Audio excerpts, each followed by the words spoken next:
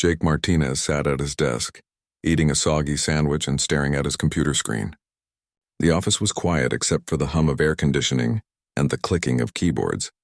It was just another boring Tuesday at Dataflow Solutions, where Jake fixed computers and reset passwords for people who forgot them every week. He had 30 minutes left of his lunch break. Instead of going outside like his coworkers, Jake liked to browse weird websites. Today he was looking at an auction site he had never seen before called Universal Sales and Acquisitions. The name was fancy, but most of the items looked normal. Old furniture, used cars, and electronics that nobody wanted anymore. Jake scrolled down looking for something interesting. There were vintage watches, comic books, and even a few boats.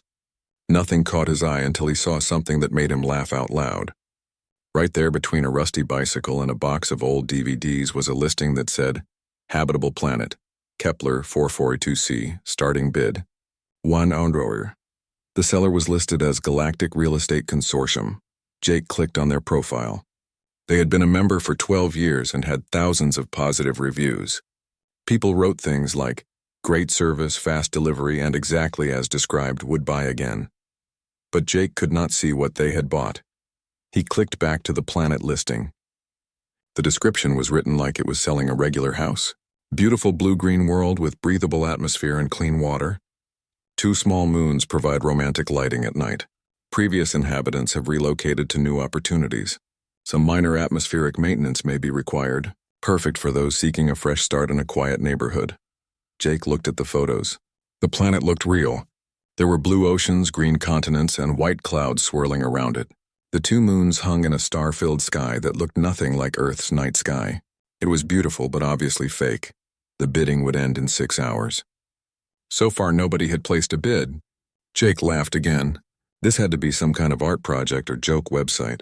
Maybe it was advertising for a video game or movie.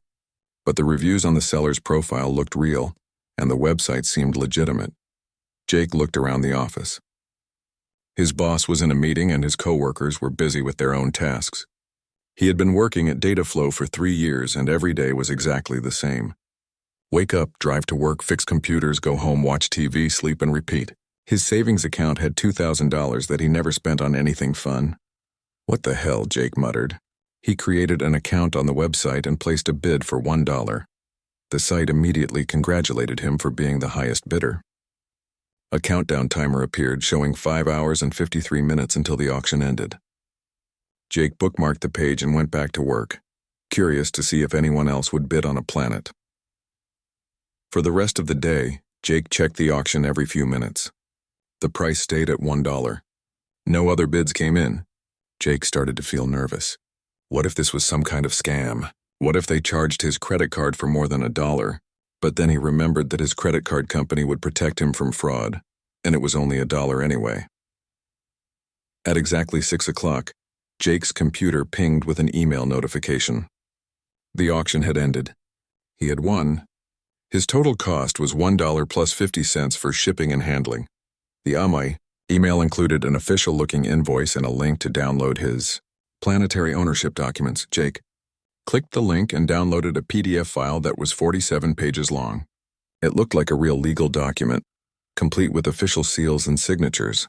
The first page said Planetary Deed, Kepler 442c, and listed Jake Martinez as the legal owner. There were maps, atmospheric readings, and something called a Species Compatibility Report that gave humans a rating of 97.3%. Jake saved the file to his desktop and forgot about it. He told his roommate Pete about buying a planet for $1, and they both laughed about it over beer and pizza. Pete said it was probably the best dollar Jake had ever spent, just for the entertainment value. 2 days later, Jake was watching TV when his doorbell rang. He was not expecting anyone. Through the peephole, he saw a woman in a dark business suit standing on his front porch. She looked professional, but somehow different. Her suit seemed to shimmer slightly in the afternoon sun. Jake opened the door but kept the chain lock attached. "Can I help you?" The woman smiled. "Mr. Martinez? My name is Lisa Chen. I represent the Galactic Real Estate Consortium. I'm here to congratulate you on your recent purchase." Jake's stomach dropped. "What purchase?" "Kepler 442c, of course. You are now the proud owner of a Class M planet in the Lyra constellation. I'm here to discuss your settlement timeline and transportation arrangements. This is a joke, right? Jake said, someone put you up to this. Lisa's smile never wavered. I assure you, Mr. Martinez, this is completely serious. You bid on a planet, you won the auction, and you are now the legal owner. However, there are certain responsibilities that come with planetary ownership. We need to discuss when you plan to take possession of your property. Jake stared at her for a long moment. She did not look like she was joking. Her clothes were expensive, and she carried herself like someone used to dealing with important business. But this was crazy. People could not just buy planets for $1. Prove it, Jake said. Lisa reached into her briefcase and pulled out a device that looked like a tablet computer, but it was thinner than paper and seemed to glow from within. She touched the surface and a three-dimensional image of a planet appeared floating above it. Jake recognized it from the auction photos. This is real-time footage from our monitoring satellites, Lisa said. Your planet is currently experiencing early autumn in the northern hemisphere. The weather is pleasant with temperatures around 75 degrees Fahrenheit. Jake's hand started shaking. This is impossible. Mr. Martinez, Lisa said gently, I understand this is overwhelming. Most new planetary owners have similar reactions. But I need to know when you would like to travel to Kepler 442c to inspect your property. Our next transport ship leaves in 3 days. Jake closed his eyes and opened them again. The woman was still there.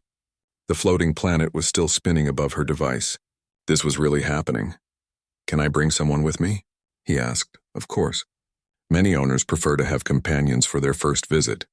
Is there anything else you'd like to know? Jake thought about his boring job, his empty savings account, and his routine life. Whatever this was, it had to be more interesting than fixing computers for the rest of his life. When do we leave? He said. 3 days later, Jake found himself standing in an empty field outside Phoenix at 5 in the morning. Lisa Chen stood beside him, checking something on her strange glowing device. Jake had packed one suitcase and told his boss he was taking a week of vacation. He had not told anyone the real reason he was leaving. Where's the ship? Jake asked, looking around at the desert landscape. It will be here shortly, Lisa said. Transport vessels prefer to materialize in areas with minimal electromagnetic interference. Jake was about to ask what that meant when the air in front of them began to shimmer like heat waves rising from hot pavement. The shimmer grew larger and more intense until suddenly a huge silver ship appeared out of nowhere. It was about the size of a football field and made no sound at all. A door opened in the side of the ship, and a ramp extended to the ground. Lisa walked toward it like this happened every day. Jake followed, his heart pounding so hard he thought it might explode. Inside the ship, everything was clean and white. The walls curved smoothly, and soft blue lights ran along the ceiling. Jake expected to see buttons and switches everywhere, but there were hardly any controls he could recognize. Welcome aboard the transport vessel Aurora, Lisa said. Our journey to Kepler 442c will take approximately 14 standard days. A man appeared from deeper in the ship. He was tall and thin with graying hair and kind eyes. He wore a uniform that looked almost military, but not quite like any military Jake had ever seen. You must be Jake, the man said, extending his hand. I'm Captain Roy Bennett. Congratulations on your purchase. Jake shook his hand. Thank you, I think. This is all pretty overwhelming. Roy laughed. I felt the same way when I first left Earth. Don't worry, you'll get used to it. We all do. You're from Earth too? Born and raised in Denver, Colorado. That was back in 1987. I've been out here ever since. Jake did the math in his head. That would make you over 60 years old. 58, actually. Time moves a little differently when you're traveling between stars. Plus, the medical technology out here is incredible. I feel better now than I did when I was 20. Roy showed Jake to his cabin, which was small but comfortable. There was a bed, a desk, and a window that showed the stars outside. Jake had never seen so many stars in his life. They filled the entire window like diamonds scattered on black velvet. We'll be jumping to faster than light speed in about an hour, Roy explained. You might feel a little dizzy when it happens, but it passes quickly. After that, the view gets even more interesting. Jake unpacked his clothes and tried to process what was happening. 2 weeks ago, he had been a nobody who fixed computers. Now he was traveling between stars to visit a planet he owned. It felt like the most elaborate dream he had ever had. During dinner, Jake met the rest of the crew. Dr. Amanda Foster was a xenogeologist, which she explained meant she studied rocks and soil from alien worlds. She was excited to visit Kepler 442c because she had read about it in scientific journals. Your planet is famous in certain circles, Amanda told him. The previous inhabitants left behind some incredible structures. No one has been able to figure out how they built them or what they were for. What happened to the previous inhabitants? Jake asked. They vanished about 50,000 years ago, Amanda said. They called themselves the architects. They left no bodies, no explanation, nothing except these amazing buildings scattered all over your planet. The ship's navigator was introduced as Zek-9. Jake tried not to stare, but it was impossible not to notice that Zek-9 had blue skin and 4 arms. This was the first obviously non-human being Jake had ever met. Greetings, Jake Martinez, Zek-9 said through a small device that translated their words into English. I hope your journey is pleasant. Your species has an interesting reputation among space travelers. What kind of reputation? Jake asked. Humans are known for being unpredictable, Zek-9 replied. Most species follow logical patterns. Humans often do things that make no sense to other species, but somehow work out well. After dinner, Amanda showed Jake detailed scans of his planet. The images were incredible. Kepler 442c had vast blue oceans, green continents covered with forests, and mountain ranges that stretched for thousands of miles, but scattered across the landscape were enormous.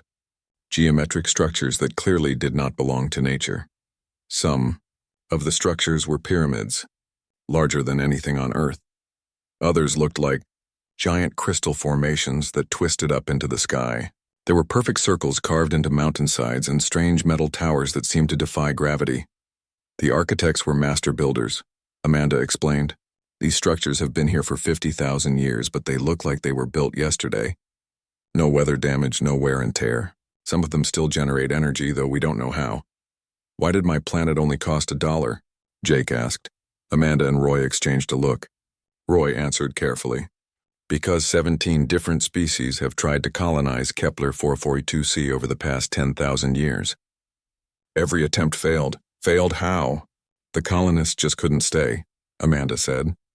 They would land, set up their equipment, and everything would seem fine. But after a few weeks, they would start feeling uncomfortable, anxious, like the planet didn't want them there. Eventually, they would all leave. The planet rejects them, Zek-9 added. It is a well-known phenomenon. Most species now consider Kepler 442c to be cursed or haunted. Jake felt a chill run down his spine. And you think the same thing will happen to me? We don't know, Roy said honestly. Humans have never tried to colonize your planet before. You might be different. Or you might last 3 weeks and come running back to Earth, Amanda added with a grin. Either way, it should be interesting. As the days passed, Jake learned more about the galaxy he had stumbled into. There were hundreds of intelligent species, and they had been traveling between stars for thousands of years. Earth had been quietly observed for decades, but most galactic governments had decided that humans were not ready for contact. Your species is still pretty young, Roy explained during one of their conversations. Most civilizations don't develop faster than light travel until they've learned to get along with each other. Humans are still fighting wars over territory and resources. So how did you end up out here? Jake asked. I was recruited, Roy said. I was a pilot in the Air Force back in the 80s. One day I was flying a routine mission, and the next thing I knew I was waking up on an alien ship. They offered me a job exploring the galaxy, and I said yes. Don't you miss Earth? Roy was quiet for a moment. Sometimes. But look what I've seen out here. I've walked on planets with purple grass and orange skies. I've met species that communicate through color changes and others that live inside gas clouds. How could I go back to flying the same routes over Colorado after experiencing all this? On the 10th day of their journey, Jake was looking out his cabin window when he saw something that made him gasp. A planet hung in space ahead of them, growing larger by the hour. It was exactly like the pictures he had seen, but somehow more beautiful in person. The blue ocean sparkled, and the green continents were marked with swirling white clouds. That's your planet, Amanda said from behind him. She had come to find him for dinner. Welcome home, Jake Martinez. Jake stared at the world that belonged to him. It looked peaceful and inviting, not cursed or haunted, but as they got closer, he could see the strange structures scattered across the surface. They looked even more mysterious from space, like someone had dropped geometric puzzles all over the planet. Are you ready for this? Amanda asked. Jake took a deep breath. He thought about his old life fixing computers in Phoenix. He thought about his empty apartment and his boring routine. Then he looked at the beautiful, mysterious world spinning slowly in front of him. "I've been ready my whole life," he said. "I just didn't know it until now." The shuttle landed on Kepler 442c with a soft thud that Jake barely felt. Through the small window, he could see rolling green hills under a pale blue sky. 2 moons hung visible in the daylight, just as the auction photos had shown. Captain Roy opened the shuttle door and stepped outside first. "Air quality is perfect," he called back. "Temperature is about 72 degrees. Nice day for your first visit to your own planet." Jake took a deep breath and stepped onto the surface of Kepler 442c. The gravity felt almost exactly like Earth's. The air smelled clean and fresh, like the mountains after a rainstorm. Under his feet, the ground was covered with soft grass that looked familiar but had a slightly blue tint. "How do you feel?" Dr. Amanda Foster asked, holding up a scanner that beeped softly. "Fine," Jake said. "Actually, I feel great. Like I could run a marathon." Amanda frowned at her scanner. "That's interesting. Your heart rate and blood pressure are actually better than they were on the ship. Most people feel at least a little stress when landing on a new planet." Zek 9 emerged from the shuttle carrying equipment. "The atmospheric readings are excellent. No dangerous gases, no harmful radiation. This planet should be perfect for human habitation." In the distance, Jake could see one of the mysterious structures the architects had left behind. It was a tall spire that seemed to twist through the air like a frozen tornado. As Jake looked at it, he could swear he saw a faint blue glow around its edges. "Is that thing glowing?" he asked. Amanda looked where he was pointing and checked her instruments. "I'm not reading any energy emissions from the spire. It looks normal to me." But as they walked toward the structure, the glow became more obvious. By the time they were 50 yards away, even Roy and Zek 9 could see it. The entire spire was pulsing with soft blue light. "This has never happened before," Amanda whispered, frantically checking her scanners. "The structures have been dark for 50,000 years. Why are they lighting up now?" The spire was even more impressive up close. It rose about 300 feet into the air and was made of some kind of crystal that Jake could not identify. Geometric patterns covered its surface, and they were beginning to glow brighter as Jake approached. "Should I touch it?" Jake asked. "Definitely not," Amanda said quickly. "We have no idea what it might do." But Jake felt drawn to the structure in a way he could not explain.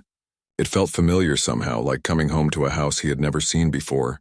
Without really thinking about it, he reached out and placed his hand on what looked like a control panel near the base of the spire. The moment his skin made contact with the crystal surface, everything changed. Light exploded up the entire length of the spire. Patterns raced along its surface like water flowing uphill, and suddenly holographic displays appeared in the air all around them. Star maps, mathematical equations, and symbols that Jake somehow understood filled the space around the structure. "Jake, get back," Roy shouted, but Jake could not move. Information was flooding into his mind, but it was not overwhelming. It felt natural, like remembering something he had forgotten long ago. The holographic displays were showing him the history of the architects. He saw them as they really were, tall, graceful beings who looked almost human but moved with impossible elegance. They had built not just the structures on this planet, but the fundamental forces that held the universe together. They were universe builders, Jake said out loud, though he did not remember deciding to speak. They designed the laws of physics, the way matter and energy interact, even the nature of consciousness itself. Amanda was scanning Jake with every instrument she had. His brain activity is off the charts, but he seems completely calm. The structure is interfacing with his nervous system somehow. More information flowed into Jake's mind. The architects had created dozens of worlds like this one, each designed to test a different type of consciousness. They were looking for something they had lost, the ability to create something truly new. "They became too perfect," Jake said, his hand still pressed against the crystal. "When you can do anything, when you have unlimited power and knowledge, you stop innovating. You stop growing." They could build anything they could imagine, but they could not imagine anything new. The holographic displays changed, showing other planets scattered across the galaxy. Each one had similar structures, but they were all dark and silent, waiting. "They left these worlds as keys," Jake continued. "Each one needs a different kind of mind to unlock it, a different way of thinking about problems." Roy's radio crackled to life. "Captain, this is the Aurora. We're reading massive energy spikes from the surface. What's happening down there?" The whole planet is waking up, Roy replied, staring at his instruments. Energy readings are increasing everywhere.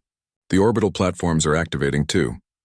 Jake finally pulled his hand away from the crystal panel, and the immediate flood of information stopped, but he still understood what he had learned. The architects had scattered puzzle worlds across the galaxy because they needed help from other species, beings who thought differently than they did. What makes humans special? Amanda asked breathlessly. Jake sat down heavily on a nearby rock, his head spinning from everything he had experienced. We're not the smartest species in the galaxy. We're not the strongest or the most advanced, but we're creative in a way that other species aren't. How so? Zek-9 asked through their translator. Most species develop technology to solve their problems, Jake explained. But humans developed imagination first. We had to, because we were never the strongest or fastest creatures on Earth. We survived by thinking of new solutions, by making tools and art and stories. Amanda was nodding as she reviewed her data. Your brain patterns during the interface were unlike anything I've seen. You weren't just processing information. You were making creative connections, seeing patterns that weren't explicitly shown. The architects became so advanced that they lost the ability to think outside their own logic, Jake said. They could build anything they could conceive of, but they couldn't conceive of anything they hadn't already thought of. They needed minds that could make creative leaps, that could see possibilities they had never considered. The spire continued to pulse with blue light, and Jake could feel that it was connected to structures all over the planet. They were all coming online now, systems that had been dormant for millennia suddenly springing to life. So what happens now? Roy asked. Jake stood up and looked around at the holographic displays that still floated in the air. They were showing him technical specifications for technology beyond human understanding. Devices that could manipulate matter at the atomic level, machines that could generate unlimited clean energy, systems that could heal any disease or injury. Now I learn, Jake said. The architects left all their knowledge here, but it's not just a library. It's interactive. The planet wants to teach me to help me understand not just how their technology works, but how to improve it. Improve it? Amanda asked. How could you improve technology from beings who designed the universe? Jake smiled. Because they designed it to be logical and efficient. But humans don't just value logic and efficiency. We value beauty and surprise and things that serve no practical purpose except to make us happy. The architects never thought to include joy in their equations. As if responding to his words, the crystal spire's light shifted from blue to a warm golden color. The holographic displays began showing new images, the same advanced technology, but now with aesthetic improvements that served no function except to be beautiful. The planet is learning from you, Zek-9 observed. It is adapting its teaching methods to work with human psychology. Jake walked to another control panel and placed both hands on it. More information flowed into his mind, but this time it felt like a conversation rather than a download. The planetary systems were asking him questions about human nature, about what motivates people and what makes them happy. This is incredible, he said. The architects built all of this to work with logical minds like theirs. But now it's rebuilding itself to work with creative minds like ours. It's becoming something new, something they never imagined. Amanda's scanner beeped with an urgent tone. Jake, I'm reading massive energy signatures from orbit. Multiple ships are approaching the planet. Roy checked his radio. Aurora, this is Bennett. What's your status? Captain, we have 17 different vessels entering the system. They're from all over the galaxy. Fourth Empire, Nexus Collective, Luminary Federation, and others I don't recognize. They're all asking for permission to approach the planet. Jake felt a chill of worry. Why are they coming here? Because, Zek-9 said. Their forearms moving in what Jake had learned was their species' equivalent of excitement. You have activated an architect world. This has not happened in 50,000 years. Every major civilization in the galaxy will want to study what you have accomplished. The golden light from the spire pulsed brighter, and Jake felt the planetary systems responding to his emotional state. They were offering him protection, weapon systems that could defend against any threat, but they were also offering him something else, the choice of how to use this incredible discovery. They're not coming to hurt me, Jake realized. They're coming because they're curious, and maybe because they're hoping their own. Within 6 hours, the sky above Kepler 442c was filled with alien ships. Jake counted at least 20 different vessels, each one unique in design. Some looked like giant crystals, others resembled living creatures, and a few were simple geometric shapes that hurt his eyes to look at directly. "I've never seen anything like this," Captain Roy said, watching his instruments track the arriving ships. "It's like a galactic convention up there." The first ship to land was enormous and made of what looked like living crystal. It touched down about a mile from Jake's position, and immediately began growing a temporary structure around itself. Dr. Amanda Foster explained that this was typical behavior for the Vorth Empire. "They're crystalline beings," she said. "Everything they build becomes part of their collective consciousness. That landing structure will be abandoned when they leave, but while it exists, it's literally alive." A delegation emerged from the crystal ship. The Vorth looked exactly like their ship, humanoid figures made of translucent purple crystal. They moved with perfect coordination, like dancers who had rehearsed their steps for centuries. Leading them was someone Amanda identified as Elder Counselor Vex, one of the most powerful beings in the galaxy. Jake felt nervous as the Vorth delegation approached, but the planetary system seemed to sense his anxiety. The crystal spire pulsed with warm golden light, and Jake felt calmer. "Human Jake Martinez," Elder Counselor Vex said, their voice like wind chimes in a gentle breeze. "We have come to witness this unprecedented event. For 50 millennia, the architect worlds have remained silent, yet you have awakened one in mere moments." "I just touched it," Jake said honestly. "I didn't do anything special." Vex's crystal form shifted colors rapidly, which Amanda whispered meant they were experiencing strong emotions. "Impossible. Our greatest minds have studied architect technology for thousands of years. We possess intellects rated as Class 15 on the galactic scale. You are barely Class 3. How did you succeed where we failed?" Before Jake could answer, another ship landed nearby. This one looked like it was made of living metal that flowed and shifted constantly. The beings that emerged appeared to be made of the same material, tall silver creatures that seemed to be individual parts of a larger whole. "The Nexus Collective," Amanda explained quietly. "They share a group consciousness. Every individual is connected to every other individual in their species." The Nexus representative approached without introduction. When they spoke, it sounded like dozens of voices talking in perfect harmony. "We have monitored your interaction with the architect systems. Your neural patterns are chaotic and inefficient. Yet the planet responds to you as it has never responded to any species. Explain this contradiction." More ships continued to land. The Luminari arrived in vessels that looked like captured stars. They appeared as beings of pure energy contained in vaguely humanoid shapes.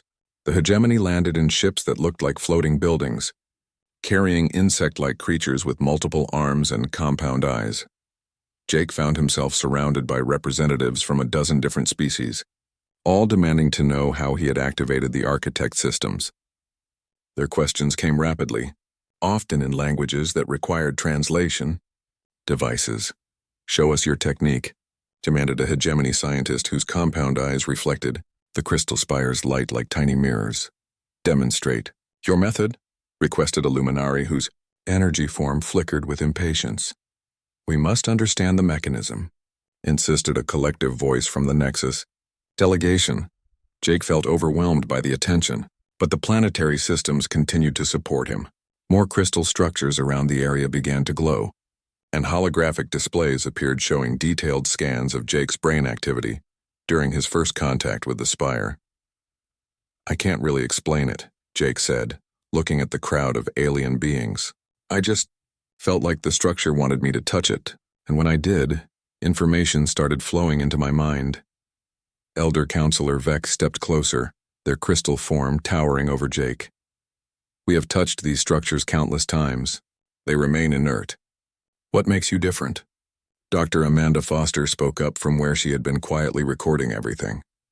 "It's not about intelligence or logical thinking. Jake's brain works differently than yours." She activated her portable scanner and projected Jake's neural patterns into the air. "Look at these readings from when he first made contact. His brain isn't just processing the information the planet is giving him. He's making creative connections, seeing patterns that aren't explicitly stated." A new voice joined the conversation. "May I examine this data more closely?" Everyone turned to see a human woman approaching. She was tall and confident, wearing a uniform that looked similar to Captain Roy's but with different insignia. Dr. Kira Walsh, she introduced herself. Xenopsychology Division, Galactic Research Institute. I specialize in consciousness studies. Elder Counselor Vex's crystal form shifted to a deep red color. A human expert? Your species has barely left your home planet. True, Dr. Walsh replied calmly, but we've had some unique experiences with consciousness that other species might find interesting. She activated her own equipment and began scanning the area around the crystal spire. What you're seeing here isn't just about intelligence. It's about a specific type of, problem solving that developed on Earth under very particular circumstances. Explain, demanded the Nexus representative, Dr. Walsh, gestured toward Jake. Humans evolved on a planet where they were never the strongest, fastest, or most dangerous species. They survived through adaptability and creativity. When faced with a problem, humans don't just find the logical solution. They imagine new possibilities. She pointed to the holographic displays still floating around the spire. The architect systems were designed to respond to minds that could think beyond their programming. Most advanced species develop logical, efficient thought patterns. But humans retained something that other species lose as they advance: the ability to make intuitive leaps. A luminary being pulsed brighter. This is speculation. We require proof, Dr. Walsh smiled. Then let's test it. She approached Jake with a small device. This is a simplified architect puzzle. It's been studied by the galaxy's best minds for centuries. No one has solved it. The device projected a three-dimensional image into the air. It looked like a maze made of light, with pathways that twisted through multiple dimensions. Jake stared at it for a moment, trying to understand what he was looking at. The goal is to find a path from the center to the edge, Dr. Walsh explained. Logical analysis suggests it's impossible. Every route leads to a dead end. Jake studied the maze, letting his mind wander rather than trying to force a solution. The pathways seemed to shift and flow as he watched them. Then he noticed something odd. The dead ends weren't really dead ends if you looked at them from a different angle. It's not a maze, he said suddenly. It's a song. What? Several aliens asked simultaneously. Jake pointed to different parts of the projection. Look at the patterns. If you follow them in sequence, they make a rhythm. The dead ends are rest notes. You're not supposed to avoid them. You're supposed to include them as part of the melody. He reached out and began touching different parts of the holographic maze in a specific sequence. As he did, the entire structure began to glow and transform. Instead of a confusing maze, it became a beautiful pattern that pulsed. In time with Jake's movements, the assembled aliens stared in silence as the ancient puzzle solved itself. Impossible, whispered Elder Counselor Vex. We analyzed every logical pathway. There was no solution. Because you were looking for a logical pathway, Dr. Walsh said. Jake found an artistic one. He didn't solve the puzzle. He played it like a musical instrument. The crystal spire behind them pulsed brighter, and new holographic displays appeared. They showed a star map with dozens of planets marked in different colors. Some were already glowing, but most remained dark. Other architect worlds, Jake realized. Each one waiting for a different type of consciousness to unlock it. Dr. Walsh nodded. The architects weren't just testing intelligence. They were testing different ways of thinking. Creativity, logic, harmony, intuition, and others we probably haven't even discovered yet. A hegemony scientist stepped forward, their compound eyes reflecting the holographic star map. If this is true, then our species may be capable of unlocking one of these worlds as well. Almost certainly, Dr. Walsh agreed. The architects scattered these tests across the galaxy because they knew different species would excel at different types of thinking. Elder Counselor Vex's crystal form had shifted to a pale blue color that Amanda whispered indicated deep thought. You suggest that cooperation between species might unlock more architect technology than any single species working alone. That's exactly what I'm suggesting, Dr. Walsh said. The architects themselves became too homogeneous in their thinking. They needed diversity of thought to continue growing. Jake felt the planetary systems responding to the conversation. The spire's light was shifting through different colors, and he could sense that it was analyzing every species present, learning about their different ways of processing information. The planet is studying all of you, he said. It's trying to understand how your minds work, what makes each species unique. A luminary being. Over the next 3 days, more ships arrived from across the galaxy. Jake's planet had become the center of the most important discovery in 50,000 years. Representatives from dozens of species set up temporary camps, all eager to study the awakened architect technology.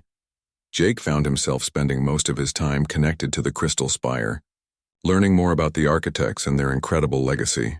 The more he understood, the more amazed he became. The architects had not just built worlds and structures. They had designed the fundamental code that reality itself ran on.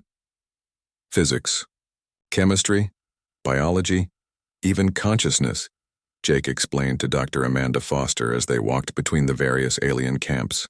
Everything we think of as natural laws were actually designed systems that could be modified and improved.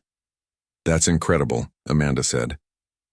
But also terrifying. If someone could change the laws of physics, they could reshape the entire universe. That's exactly what the architects realized, Jake replied. They had that power, but they couldn't figure out how to use it responsibly. So they created these puzzle worlds as a safety system. As Jake learned more from the planetary systems, he discovered the true scope of what the architects had planned. There were not just dozens of puzzle worlds scattered across the galaxy. There were hundreds. Each one was designed to test a different aspect of consciousness and intelligence. Some tested pure logical thinking, like the crystalline worlds that would respond to species like the Vorth. Others tested collective harmony, perfect for hive minds like the Nexus. There were worlds that tested energy manipulation, emotional intelligence, artistic creativity, and types of thinking that had no names in any language Jake knew. The architects created a universe-wide intelligence test, Dr. Kira Walsh said when Jake shared his discoveries with the assembled scientists. But not a test of how smart species are, a test of how differently they think. Why? Asked Elder Counselor Vex, whose crystal form had been shifting between different colors as they processed this information. Jake touched the spire again, seeking the answer. The architect's history flowed into his mind, and he saw their rise and fall played out like a movie. They had started as explorers and builders, using their incredible intelligence to create wonders throughout the galaxy, but as they became more advanced, they also became more similar to each other. They lost their diversity, Jake said. When you can solve any problem through pure logic, when you have unlimited resources and perfect technology, everyone starts thinking the same way. They could build anything they could imagine, but they stopped being able to imagine anything new. The assembled species listened intently as Jake continued, so they created a final project. They would scatter puzzle worlds across the galaxy and wait for other species to solve them. Each solution would add something new to the collective knowledge base, a way of thinking the architects had never considered. A luminary being pulsed with understanding. And when enough puzzles were solved, when enough different types of consciousness had contributed their perspectives, the universe could be improved, Jake finished. Not just made more efficient or logical, but made more creative, more beautiful, more diverse. The architects wanted to give other species the tools to build a better reality than they could create alone. This revelation caused quite a stir among the alien delegates. Some were excited by the possibilities, while others were concerned about the implications of such power. How many puzzle worlds must be solved before this becomes possible? Asked a hegemony scientist. Jake consulted the planetary systems. The architects left records indicating that approximately 100 different types of consciousness need to contribute to the project. So far, humans have unlocked one key. 99 more to go, Captain Roy observed. That could take thousands of years. Or it could happen much faster, Dr. Walsh said thoughtfully. Now that we know what we're looking for, we can actively seek out species that might be able to unlock other puzzle worlds. Over the following days, Jake worked with representatives from different species to analyze the star map, showing other architect worlds. They began to identify which planets might respond to which types of consciousness. The Vorth believed they could unlock worlds that required systematic logical analysis. The Nexus was confident they could solve puzzles requiring perfect collective harmony. The Luminary wanted to attempt worlds that tested energy manipulation abilities. But as Jake learned more about the architect systems, he faced a difficult choice. The planetary technology was offering him incredible personal power. He could reshape matter at the atomic level, generate unlimited energy, even extend his life indefinitely. The planet's system seemed eager to teach him everything the architects had known. I could make myself the most powerful being in the galaxy, Jake admitted to Amanda during one of their evening walks. The planet wants to share all its knowledge with me. I could give humanity technology that would make us the dominant species in the universe. But you're not going to do that, Amanda said. It was not a question, Jake smiled. How did you know? Because you're human, she replied. And humans at their best don't want to dominate others. They want to cooperate with them. That evening, Jake called together all the species representatives for an important announcement. The various aliens gathered around the crystal spire, their different forms creating a bizarre but beautiful assembly. I've been thinking about what the architects really wanted, Jake began. They didn't scatter these puzzle worlds to create new overlords or to give one species power over others. They wanted diverse minds working together to create something better than any of us could achieve alone. Elder Counselor Vex stepped forward. You speak of cooperation, but your species could claim the power of this world for itself. Why would you choose to share it?